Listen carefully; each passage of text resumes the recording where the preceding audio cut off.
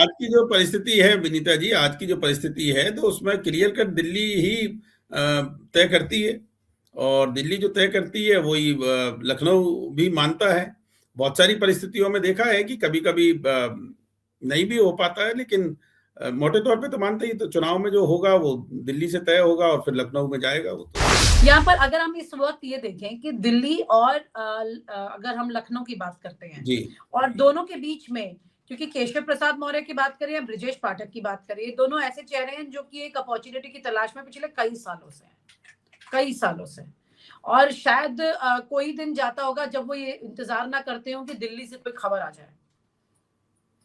हाँ, दिल्ली से ऐसी खबर जिसमें योगी की कुर्सी किसी और को मिलने की बात हो जाए, खुद को ना भी मिले तो किसी को तो मिल जाए, इस तरह की परिस्थितियां।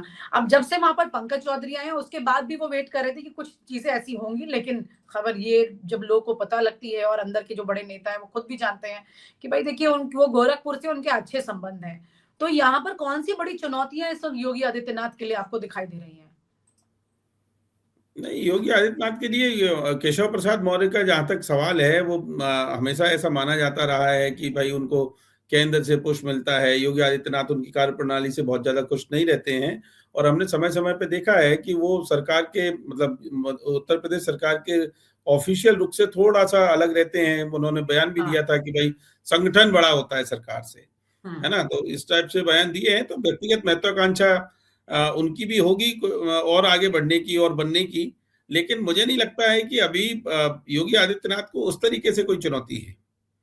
और आपने देखा ऐसे अभी में जैसे गोरखपुर जोन है, अभी जैसे प्रदेश अध्यक्ष पंकज चौधरी बने हैं, राष्ट्रीय महामंत्री उनके अभी तक अग्रवाल जी वो थे वहाँ पर, और गोरखपुर से ही योगी आदित्यनाथ आते, तो एक ही जिले से इतने मतलब एक ही जिले से ये तीनों लोग, प्रदेश अध्यक्ष, मुख्यमंत्री और राष्ट्रीय महामंत्री, तो उस हिसाब से तो कोई चैलेंज जैसी स्थिति बहुत ज्यादा ऐसी नहीं है। तो जहां तक बात केंद्र के और उनके राज्य के संबंधों की बात है, या योगी आदित्यनाथ और सेंट्रल जो लीडरशिप है उसके रिलेशन की बात है, तो हम जैसा मैंने पहले कहा कि ऊपरी तौर पर बिल्कुल भी नहीं लगता है कि कहीं कोई मतभेद है, चाहे नरेंद्र मोदी जी हों, चाहे अमित शाह हों, या चाहे योगी आदित्यनाथ खुद हों, या इन लोगों ने कभी भी, किसी ने भी एक दूसरे के खिलाफ न कभी बोला है, न कभी मुझे लगता है भविष्य में बोलेंगे।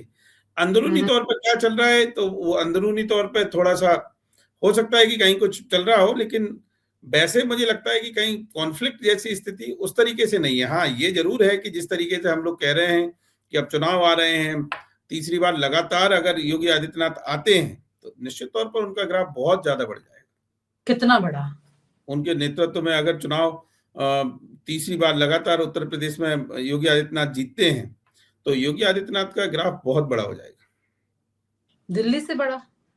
नहीं, दिल्ली से बड़ा तो नहीं, पार्टी से बड़ा तो कैसे हो सकता है, दिल्ली से बड़ा नहीं हो पाएगा, लेकिन हाँ, उनकी ऐसा क्या है कि लोकप्रियता योगी आदित्यनाथ इतना हावी हो जाते हैं जबकि वो डायरेक्ट बीजेपी से रहे भी नहीं है, कोई एबीवीपी संगठन से नहीं रहे हैं, कोई आरएसएस से नहीं रहे हैं, ऐसी क्या वजह है कि वो इतना ज्यादा हावी हो जाते हैं इस पूरी परिस्थिति पर? नहीं, हावी जैसी बात नहीं है। योगी आदित्यनाथ की एक मतलब ही क्या खासियत है, अभी दम कौन सा दम है वो ऐसा उनका? अभी जो जितने भी 9 साल हो गए हैं उनको मुख्यमंत्री हुए, हमने देखा है कि वो अपने कोर मुद्दे से एक पल के लिए भी दूर नहीं हुए। एक पल के लिए भी कोई बदलाव नहीं आया है। दूसरी बात कि तमाम बातों के बावजूद भी योगी आदित्यनाथ पर भ्रष्टाचार का कहीं कोई आरोप नहीं है। व्यक्तिगत लांछन किसी तरीके से कोई भी आरोप उनके ऊपर नहीं है। क्लीन इमेज है। और दूसरा उनकी मजबूत जो प्रशासनिक छवि है, चाहे इनकाउंटर रहे हो या माफियाओं को समाप्त करने की बात रही हो, लॉ एंड ऑर्डर की बात है, उसमें इम्प्रूवमेंट आई है और लोगों ने उसको समझा है। तो योगी आदित्यनाथ पहले दिन जैसे थे, योगी आदित्यनाथ आज भी वैसे ही। तो ये बहुत बड़ी बात होती है, अपने उस चीज को बचाए रखना, अपनी छवि बचाए रखना। आम आदमी में यूपी में जैसे आप जाओ, बात होती है तो उनको क्या लगता है, बोले महाराज जी पे 2 कपड़े हैं जी, 2 जोड़ी कपड़े हैं, वो तो सीएम हाउस से आए थे, फिर से चले जाएंगे मठ में। तो ये जो छवि है, तो ये जो छवि है ना, तो ये जो पहले दिन है वैसे ही आज है, मतलब कार्रवाई में दिखाई देती है, बातों में दिखाई देती है। उन्होंने कभी भी कोई बहुत सॉफ्ट हिंदुत्व की लाइन ली हो कि मुस्लिम उसकी लाइन ली हो कोई, ऐसा कभी भी नहीं रहा।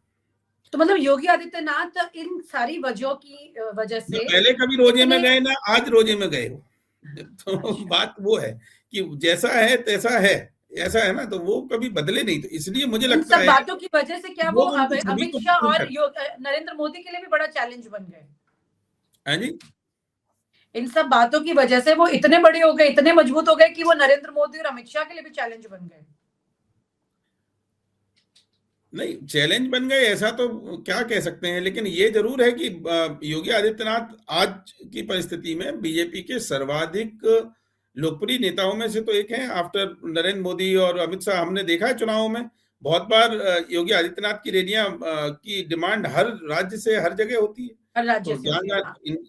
इन दोनों नेताओं के बाद सबसे ज्यादा रैली आज भी इनकी योगी आदित्यनाथ की हो रही है। और तीसरी बार अगर वो जीते, जैसा मैंने कहा कि 27 का चुनाव अभी दूर है, लेकिन अगर वो सफल होते हैं तीसरी बार भी, तो योगी आदित्यनाथ का ग्राफ बहुत बड़ा हो जाएगा। अच्छा, मतलब दिल्ली की कुर्सी तक पहुंच जाएंगे वो, क्योंकि उसके अब बाद बचा कुर्सी तक क्या? पहुंच यूपी के पाएंगे बाद कि तो नहीं दिल्ली पहुंच की पाएंगे कुर्सी है। ऐसा तो अभी क्या कहें, लेकिन ये जरूर है कि मतलब उनकी स्थिति बहुत मजबूत हो जाएगी पार्टी में, ये मैं जरूर कह सकता लेकिन हूँ। और हालांकि एक जो भविष्य की तमाम लीडरशिप तरह में मतलब उनकी गिनती रहेगी रहेगी हमेशा। हाँ, अगर उनकी वहां तक परिस्थिति आई तो बहुत सारे ऐसे नेता भी हैं जो इस वक्त उनके पीछे लगे हुए हैं, वो तो बेचारे हाशिए पर ही चले जाएंगे। मतलब हर व्यक्ति ये सोचता है कि ये व्यक्ति अगर बड़ा हुआ तो मैं कहाँ चला जाऊंगा, जो उसके सामने आज टक्कर ले रहा है, जैसे केशव प्रसाद मौर्य। मतलब वो तो फिर ठंडे बस्ते में चले जाएंगे। नहीं, बीजेपी बड़ा संगठन है, कहीं ना कहीं उनकी भी स्थिति बनेगी। अब वो तीसरी बार आ जाएंगे तो निश्चित तौर पर केशव प्रसाद मौर्य तो मुख्यमंत्री नहीं बनेंगे। हालांकि बीजेपी में कुछ कह नहीं सकते। शिवराज सिंह चौहान चौथी बार लगातार मध्य प्रदेश में जिता के वो लाए बात थे अलग पार्टी थी को, और मुख्यमंत्री मोहन धर्मेंद्र, यादव वो बन गए बात थे। अलग थी जब शिवराज सिंह चौहान चौथी बार थे। अब तो नितिन नवीन निकल कर आते हैं।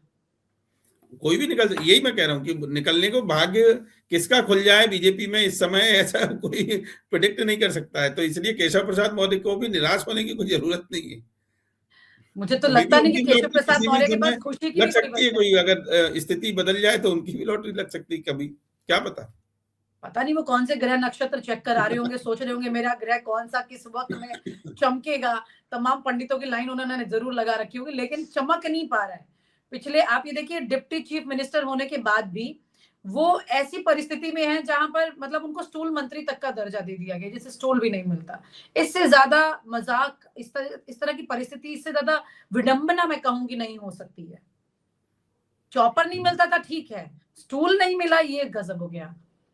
सॉरी, स्टूल मिला, सिर्फ ये मैं कुर्सी नहीं जानता मिली। नहीं, तो मैं कुछ इस पर टिप्पणी नहीं कर हाँ, एक पाऊंगा। ये वाला कार्यक्रम में उनको चेयर नहीं ये मिली घटना लेकिन मैं स्टूल जानता दिया नहीं गया। हूँ। इससे अवेयर नहीं हूं मैं, तो मैं कह नहीं सकता। अभी अभी हमने देखा बीजेपी हाउस में, अभी जब नितिन नवीन जी की जब शपथ ग्रहण थी, तब हमने देखा है कि योगी आदित्यनाथ को कुर्सी नहीं मिली थी, तो वो सेकंड रो में बैठे थे। फिर बाद में कुर्सी लाई गई और वो आगे आ गए। हो सकता है कि वहां उस कार्यक्रम में पहले से कोई बैठ गया हो, इसलिए ना मिली वो कुर्सी। लेकिन मुझे नहीं लगता एक उप मुख्यमंत्री को स्टूल के लिए भी परेशान होना पड़ेगा, ऐसा तो नहीं होता। सामान्य तौर पे ऐसा बिल्कुल। नहीं होता, प्रोटोकॉल भी ऐसा नहीं कहता। तो वो परिस्थिति कुछ और रही होगी, पर मैं जानता नहीं, इसलिए कह नहीं सकता। हाँ, बहुत बहुत दिलचस्प परिस्थितियां हैं ना यूपी में, क्योंकि बहुत सारी ऐसी चीजें चल रही होती भाई हैं जो यूपी कि तो देखो, यूपी का क्या है, यूपी देश की राजनीति की दिशा तय करता है। यूपी बहुत ही क्रूशियल राज्य है। और यूपी में जो दल यूपी में है, वो दल केंद्र में है, निश्चित तौर पर ये रहता ही है। तो यूपी तो किसी भी मतलब दृष्टि से सबसे महत्वपूर्ण और सबसे मजबूत राज्यों में से एक है। और उसका चुनाव जो एक साल बाद है, इसीलिए उसकी चर्चा हम एक साल पहले कर रहे हैं, जबकि बंगाल और तमिलनाडु और राज्यों में चुनाव अभी है, असम में। हाँ, एक सवाल मेरा ये है कि पिछली बार जब 2022 के चुनाव में अगर हम देखें तो उस वक्त अमित शाह बहुत देरी से निकले थे यूपी चुनाव में कैंपेन करने के लिए। फिर उन्होंने डोर टू डोर कैंपेन शुरू किया था। और इस बार अमित शाह जो है वो अभी आज उत्तर प्रदेश में है, और उससे पहले उत्तराखंड गए थे।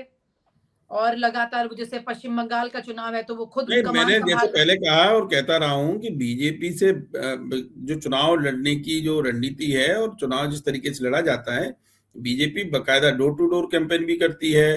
वो उनके पन्ना प्रभारी होते हैं, वो एक एक वोटर तक पहुंचते हैं, चाहे वो बिल्कुल। एकदम संपर्क मकान टू मकान हो, उनका होम टू डोर नहीं, तो क्या जाते हैं, यूपी वो के करते हैं। चुनाव में अमित शाह लीड करेंगे योगी आदित्यनाथ को, या योगी आदित्यनाथ खुद लीड ले लेंगे वहां? आपको मतलब क्या आपका अब ये तो आकलन है? बीजेपी वाले तय करेंगे, इसके लिए तो हम क्या कह पाएंगे, लेकिन ये है कि भाई योगी आदित्यनाथ एक मुख्यमंत्री हैं, देश के लोकप्रिय चेहरा हैं, ये उत्तर प्रदेश के लोकप्रिय चेहरा हैं, तो उनके चेहरे को पीछे रख के तो पीछे रख के तो चुनाव नहीं हो सकता है। अब योगी आदित्यनाथ रहेंगे ही रहेंगे, और जहां तक अमित शाह जी की बात है या नरेंद्र मोदी जी की बात है, वो देश के प्रधानमंत्री हैं, वो हमेशा ही सब जगह रैलियां करते रहे ये दोनों लोग, तो उत्तर प्रदेश में भी जैसे अन्य राज्यों में करते रहे वैसे भी उत्तर प्रदेश में भी करेंगे। पर योगी आदित्यनाथ एक बहुत मजबूत चेहरा है, तो वो भी रहेंगे ही रहेंगे उसमें, इसमें तो कहीं कोई दो राय ही नहीं। ये अपने आप में डिफाइन कर देता है मजबूत चेहरा चुप तो नहीं रहता है, वो भी अपनी मर्जी से चीजें करवाता है। और यही वजह थी कि 24 के चुनाव के बाद जब दिल्ली आए थे योगी आदित्यनाथ, तो उन्होंने अपनी नाराजगी भर के जाहिर की थी कि मेरी बताई हुई इतनी सीटों पर आपने जो है लोगों को नहीं चुना, और ये किसी और व्यक्ति के द्वारा लोग चुने गए, और जिसकी वजह से ये सीटें हम हार गए। तो वो अपनी लीड लेने के लिए अपने अब राज्य ये में अंदरूनी, ये तो मतलब सार्वजनिक रूप से तो ऐसी बातें कोई आई नहीं है, मतलब इस तरीके की जो आपने बता रहे हैं आप, ऐसी सार्वजनिक रूप से ये बातें नहीं आई, ऐसी प्रतिक्रिया न तो तलब किया योगी गया ने था ना दी, उन्हें। ना बीजेपी हाउस ने दी, मतलब केंद्रीय नेतृत्व ने दी, या योगी जी ने दी, या किसी और सर ये कोई कौन नेता ने दी। बताएगा, ये कहाँ ऑफिशियली कौन बताएगा? ये तो आप वही मैं जानते कह हैं, रहा आप अंदर की पूरी खबर जानते हैं, तो हूँ, वही मैं आपको कह रहा हूँ, मालूम है तो कि ये इस इसलिए तरह की खबरें। तो इसलिए मुझे ऐसा लगता है कि इसमें यूपी चुनाव में जहां तक चेहरों की बात है, तो ये तीनों ही चेहरे रहेंगे ही रहेंगे। मतलब अमित शाह की चाणक्य नीति के को फॉलो करते हुए योगी आदित्यनाथ चुनाव लड़ेंगे 2027। डेफिनेटली, डेफिनेटली मुझे ऐसे ही लगता है, महती भूमिका वाकई। रहेगी अमित शाह जी की। अमित शाह की तो अहम भूमिका रहेगी, क्योंकि उनके बगैर उत्तर प्रदेश का चुनाव पूरा हो भी नहीं सकता है। नहीं, उन्होंने प्रभारी रहते हुए 2014 में अपने आप को साबित किया है यूपी में, तो यूपी की समझ उनको है, और महीन रणनीतिकार हैं, जैसे आपने खुद कहा चाणक्य हैं, तो चाणक्य हैं, वो राजनीति की जानकार हैं, बूथ टू बूथ तो वो काम करते हाँ, हैं, ये बात कैंपेन मैं करते इसलिए हैं। कहती हूँ क्योंकि अमित शाह जिस तरह से लगातार काम करते हैं, तो जाहिर सी बात है तमाम बावजूद शारीरिक चुनौतियों के, तबीयत से भी पार पाके और तमाम चीजों से पार पाते हुए वो लगातार एक्टिव रहते हैं, तो जाहिर सी बात है कि चाणक्य और फिर उसके बाद में उन सब चीजों को रिजल्ट में कन्वर्ट करना सबसे बड़ी चीज यहाँ पर है, जो जीता वो बिल्कुल। सिकंदर। तो यहाँ पर कुल मिलाकर के ये कहा जा सकता है कि इस वक्त उत्तर प्रदेश में जो द्वंद चल रहा है, जो आपने सारी बात बताई उसको मैं समाप्त करती हूँ यहाँ पर, कि वो सारा जो द्वंद चल रहा है, उस द्वंद के बीच में धीरे धीरे जब 2027 के चुनाव तक जो जाकर के छोर पूरा खत्म होगा, उसमें ये दिल्ली और लखनऊ का द्वंद भी धीरे धीरे करके क्लियर होता चला जाएगा, क्योंकि कोई एक फैसला तो होगा, चाहे वो लखनऊ से होगा चाहे दिल्ली से होगा, वो तस्वीर साफ कर देगा। बहुत नहीं, बहुत देखो शुक्रिया। आज की जो परिस्थिति है विनीता जी, आज की जो परिस्थिति है, तो उसमें क्लियर कट दिल्ली ही तय करती है, और दिल्ली जो तय करती है वही लखनऊ भी मानता है। बहुत सारी परिस्थितियों में देखा है कि कभी कभी नहीं भी हो पाता है, लेकिन मोटे तौर पे तो मानते ही, तो चुनाव में जो होगा वो दिल्ली से तय होगा और फिर लखनऊ में जाएगा, वो तो है ही। बिल्कुल, बहुत अच्छे से आपने पूरी बात अब क्लोज कर दी है, thank you so much. Finally आपने बता दिया है कि फाइनल फैसला मोहर कहाँ से लगने वाली है, वो क्लियर हो गया है। धर्मेंद्र जी के मुंह से ये बात निकल गई है, अब चर्चा समाप्त। थैंक यू अरे सो मच, थैंक नमस्कार। यू। और आप हमसे जुड़े रहने के लिए सब्सक्राइब करें YouTube पर, फॉलो करें Twitter पर और लाइक करें Facebook पर। और ज्यादा जानकारी के लिए आपको टाइप करना होगा सिर्फ न्यूज नशा।